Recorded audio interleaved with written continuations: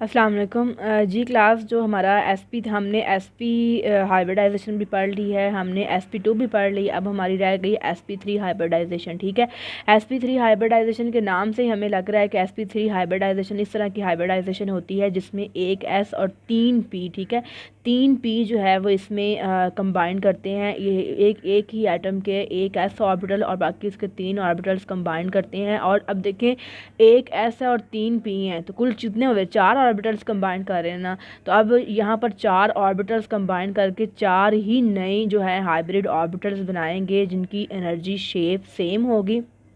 तो इस तरह की हाइब्रिडाइजेशन को हम क्या कहते हैं? sp3 hybridisation. ठीक है, अब यहाँ पर अगर हम इसकी एग्जांपल की बात करते हैं ना sp3 हाइब्रिडाइजेशन की, तो हमने यहाँ पर CH4 की मिसाल ली है। ठीक है, CH4 की हम मिसाल ले रहे हैं, तो इसमें हमारे पास सबसे पहले हम क्या करेंगे? कार्बन की इलेक्ट्रॉनिक कन्फिग्रेशन ड्रा करेंगे। ठीक है, हमने लिख लिया C6 1s2 2s2 2p2 हमने लिख लिया। ठीक है, अब उसके बाद हम क्या लिखेंगे? हम कार्बन की मेंशन करेंगे ग्राउंड स्टेट। कार्बन की ग्राउंड स्टेट हम मेंशन करने के लिए हम देखेंगे कार्बन का ये वाला 1s है, उसके बाद ये इसका 2s है और ये इसका 2px है, 2py है, 2pz है। ठीक है, अब यहाँ पर हमने कहा कि इसके 1s में 2 इलेक्ट्रॉन आ गए, 2s में भी 2 इलेक्ट्रॉन आ गए, उसके बाद 1s में भी 2 इलेक्ट्रॉन, 2s में भी 2 इलेक्ट्रॉन है। उसके बाद हमारे पास जो इसका 2px 2py 2pz है। ठीक है, 2p के अंदर 2 इलेक्ट्रॉन, तो एक हम x में लिख देंगे और एक हम y में लिख देंगे, और 2pz के अंदर कोई इलेक्ट्रॉन नहीं है। तो अब हम जब इसकी एक्साइटेड स्टेट की बात करते हैं, तो एक्साइटेड स्टेट क्या होती है? जब मतलब कि जो हमारे पास अनपेयरिंग ऑफ इलेक्ट्रॉन होती है, फिर उसके बाद इसकी प्रमोशन होती है हायर एनर्जी ऑर्बिटल के अंदर। अब यहाँ पर 2s के जो है उसके इलेक्ट्रॉन्स की अनपेयरिंग होगी और उसके बाद उसकी शिफ्टिंग हो जाएगी इसके अंदर। ठीक है, तो अब हम जो है इसकी ग्राउंड एक्साइटेड स्टेट मेंशन करेंगे, तो हमें बस आएगी 1s के अंदर ये इतने इलेक्ट्रॉन, उसके बाद 2s हमने मेंशन कर दिया और यहाँ पर इसका एक इलेक्ट्रॉन, एक ये इलेक्ट्रॉन होगा और बाकी जो अनपेयर्ड होकर इलेक्ट्रॉन आया तो वो यहाँ पर आ जाएगा। ठीक है, अब हाइब्रिडाइजेशन हमारे पास क्या, अब यहाँ पर हमारे पास एक इलेक्ट्रॉन बचेगा।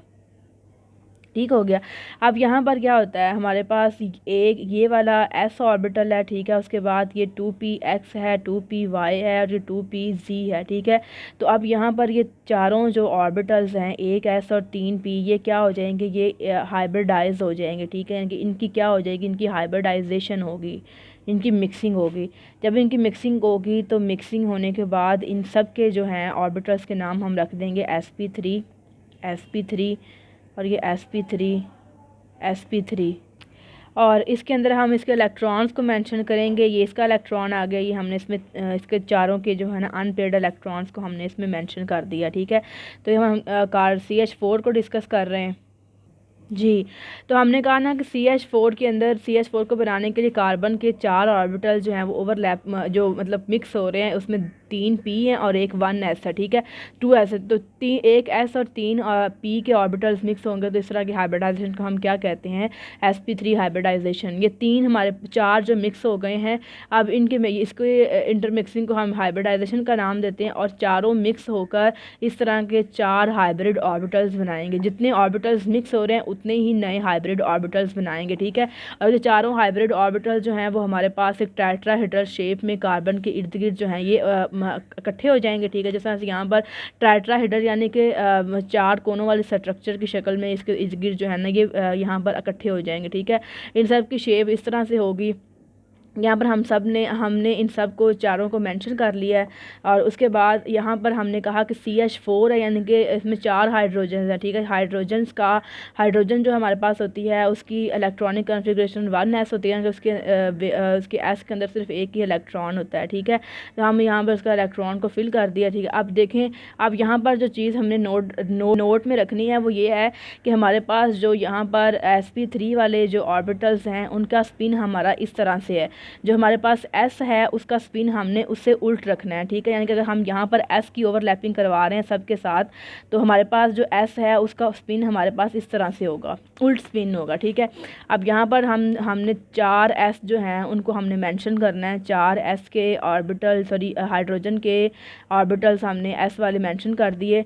अब इसके अंदर अपना इसका इलेक्ट्रॉन और दूसरा इसका इलेक्ट्रॉन हमने इसको मेंशन कर दिया। यहाँ पर ये इसके इलेक्ट्रॉन्स मेंशन कर दिए।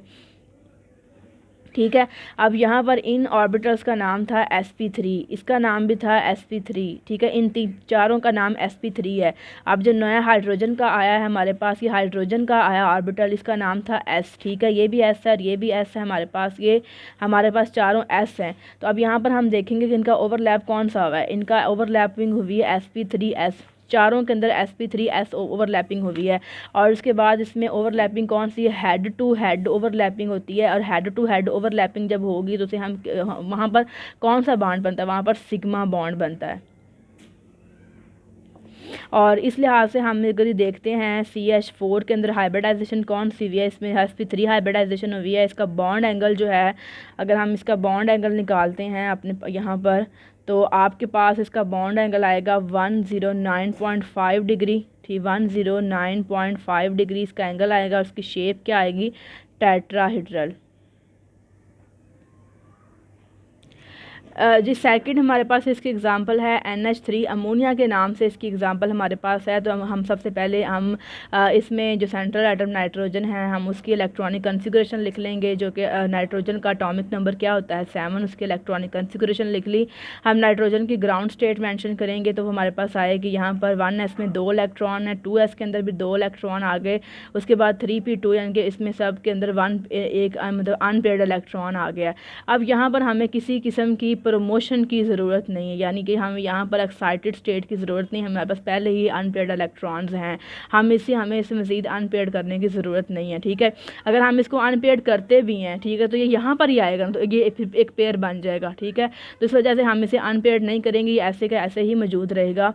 तो अब यहाँ पर हमारे पास अगर हम इसकी अब यहाँ पर हम इनको लिख देंगे, इसकी हाइब्रिड स्टेट में ये होगा कि ये एक s और 3p के ऑर्बिटल जो होते हैं ना, ये आपस में मिक्स हो जाएंगे, ठीक है। मिक्स होकर तो ये हमारे पास यहाँ पर ये 1s है इसका, और ये आपके पास sp3 और ये भी sp3 है और ये भी sp3 है। sp3 आपके पास आ गया ना, तो यहाँ पर आप इसका मेंशन करेंगे, इसके इलेक्ट्रॉन्स आपके पास हैं 2, ये इलेक्ट्रॉन हो गए, ये इलेक्ट्रॉन एक, ये इलेक्ट्रॉन एक, ये तो अब यहाँ पर हमारे पास sp3 के 4 ऑर्बिटल्स आ गए हैं। उसके बाद हमने इनके अंदर एक s बाकी 3p हमने मेंशन कर लिए ऊपर वाले, इनके जब हाइब्रिडाइजेशन करवाएंगे तो हमारे पास इस तरह के 4 हाइब्रिड ऑर्बिटल्स हमारे पास आएंगे, 4 हाइब्रिड ऑर्बिटल्स आएंगे। चारों हाइब्रिड ऑर्बिटल्स जो हैं वो नाइट्रोजन के इर्द गिर्द टेट्राहेड्रल शेप में अरेंज हो जाएंगे। अब यहाँ पर आपने एक चीज़ ये याद रखनी है कि इसमें एक जो हमारे पास है ना, ये वाला पेयर्ड वाला, ठीक, पेयर्ड वाला इलेक्ट्रॉन ये लॉन पेयर की शक्ल में यहाँ पर अरेंज हो जाएगा। बाकी जो हमारे पास अनपेयर्ड इलेक्ट्रॉन्स है ना, वो यहाँ पर इसके हम मैंशन कर देंगे, इसका अनपेयर्ड इलेक्ट्रॉन, ये अनपेयर्ड इलेक्ट्रॉन, ये इसका अनपेयर्ड इलेक्ट्रॉन है। उसके बाद हाइड्रोजन की इलेक्ट्रॉनिक कॉन्फ़िगरेशन 1 होती है, तो यहाँ पर हम हाइड्रोजन एक लाख लगा देंगे, दूसरा यहाँ आ गया, तीसरा हाइड्रोजन यहाँ मेंशन कर देंगे। जो हाइड्रोजन का इलेक्ट्रॉन हमारे पास है उसका स्पिन डिफरेंट है, तो वो हमारे पास बन जाएगा, ये वाला आ गया हाइड्रोजन, दूसरा ये लग गया और तीसरा यहाँ पर हाइड्रोजन, ठीक है। तो अब यहाँ पर हाइड्रोजन के जो ऑर्बिटल था, एटॉमिक ऑर्बिटल, उसका नाम s था, ठीक है। तो यहाँ पर इसका नाम जो था वो sp3 था। तो यहाँ पर कौन सी ओवरलैपिंग हुई है, sp3 s ओवरलैपिंग, सब के अंदर sp3 s ओवरलैपिंग हुई है, ठीक है। अब यहाँ पर जो हमें चीज़ याद रखने वाली है वो ये है कि जो हमारे पास अमोनिया होता है ना, उसके अंदर नाइट्रोजन के ऊपर एक लॉन पेयर होता है, ठीक है। नाइट्रोजन के ऊपर एक लॉन पेयर होने की वजह से वो क्या करेगा, ये मतलब इसका जो बॉन्ड एंगल है ना वो कम हो जाएगा, क्योंकि वो यहाँ पर रिपलियन की फोर्स बहुत ज़्यादा लगा रहा है। तो हमारे पास मीथेन में हमने पढ़ा है बॉन्ड एंगल होता है 109.5, लेकिन इसमें लॉन पेयर की रिपलियन की वजह से जो बॉन्ड एंगल होगा वो कितना हो जाएगा, वो 107.5 हो जाएगा, ठीक है। बॉन्ड एंगल कम हो गया है ड्यू टू रिपलियन। बॉन्ड एंगल क्यों कम हुआ है, ड्यू टू रिपलियन, यानी कि रिपल्शन जो हो रही है, रिपल्शन बाय लॉन पेयर, ठीक है। लॉन पेयर के ज़रिए जो रिपल्शन हो रही है उस वजह से बॉन्ड एंगल जो है ना वो नाइट्रोजन के वो अमोनिया के अंदर कम हो गया है। तो अब अगर हम अमोनिया की बात करते हैं तो अमोनिया के अंदर हाइब्रिडाइजेशन हम आपके पास कौन सी हुई है, sp3 हाइब्रिडाइजेशन है। इसका बॉन्ड एंगल कितना है आपके पास 107.5 डिग्री। उसके बाद इसकी शेप क्या होती है आपके पास, टेट्राहेड्रल इसकी शेप होती है। ये एक सेकंड लास्ट कंपाउंड है हमारे पास, इसमें इसका नाम है वाटर H2O। H2O के अंदर भी आपने सबसे पहले ऑक्सीजन का आपने उसकी एटॉमिक नंबर लिखना है, उसकी आपने यहाँ पर उसकी इलेक्ट्रॉनिक कॉन्फ़िगरेशन लिखनी है। उसके बाद फिर आपने ऑक्सीजन की ग्राउंड स्टेट मेंशन करनी है, हाइब्रिड स्टेट मेंशन करनी है, और उसके बाद आपने इसके चारों ऑर्बिटल्स को मिक्स करना है। मिक्स करने के बाद फिर जब यहाँ पर हम आएंगे तो इसके चारों ऑर्बिटल जो हैं वो इस तरह से 4 हाइब्रिड ऑर्बिटल बनाएंगे, ठीक है। यहाँ पर इसका ये 2s है, ये 2px है, 2py, और ये लास्ट वन 2pz है आपके पास। ऑक्सीजन की आप ग्राउंड स्टेट मेंशन करेंगे तो आपके पास आएगी ये 1s है, उसके बाद ये 2s है, 2p4, ठीक है। यहाँ पर 2 इलेक्ट्रॉन आ गए, बाकी 1 इलेक्ट्रॉन ये, 1 इलेक्ट्रॉन ये। अब यहाँ पर इसके ये s और बाकी 3 ऑर्बिटल जो हैं वो आपस में ओवरलैप करेंगे। इन तीनों ऑर्बिटल्स के ओवरलैप करने से यहाँ पर हमारे पास क्या बनेगा, sp3, ये भी sp3 और लास्ट में भी ये भी sp3 है। अब इसमें इलेक्ट्रॉन्स 2 हैं, आगे में सिंगल इसमें दो इसमें इलेक्ट्रॉन्स हैं, और उसके बाद बाकी इसमें सिंगल इलेक्ट्रॉन्स हैं। तो अब हमने यहाँ पर इनकी मिक्सिंग दिखा दी है कि ये वाले ऑर्बिटल्स मिक्स हो रहे हैं, 4 नए हाइब्रिड ऑर्बिटल्स बना रहे हैं।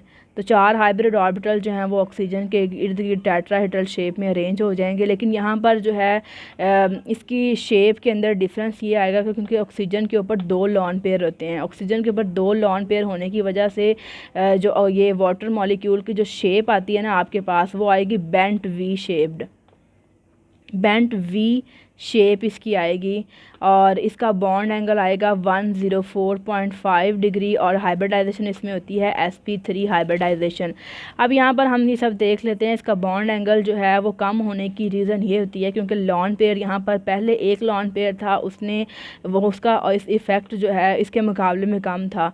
ये यहाँ पर ऑक्सीजन के ऊपर 2 लॉन पेयर आ गए। जब ऑक्सीजन के ऊपर 2 लॉन पेयर आ जाएंगे तो क्या करेंगे, वो रिपल्शन जो हाइड्रोजन के एटम्स के ऊपर, ये जो हाइड्रोजन के एटम लगे हुए हैं, हाइड्रोजन के एटम्स के ऊपर वो रिपल्शंस क्या करेंगे, ज़्यादा काज करेंगे, जिस वजह से जो इनकी बॉन्ड एंगल जो इनका दरमियान में आएगा वो क्या हो जाएगा, वो 109, मतलब टेट्राहेड्रल शेप में जो बॉन्ड एंगल था वो 109.5 होता है, ठीक है। पहले हमने देखा कि अमोनिया के अंदर 1 लॉन पेयर आया था, उसका बॉन्ड एंगल कम होकर हो गया 107.5, ठीक है।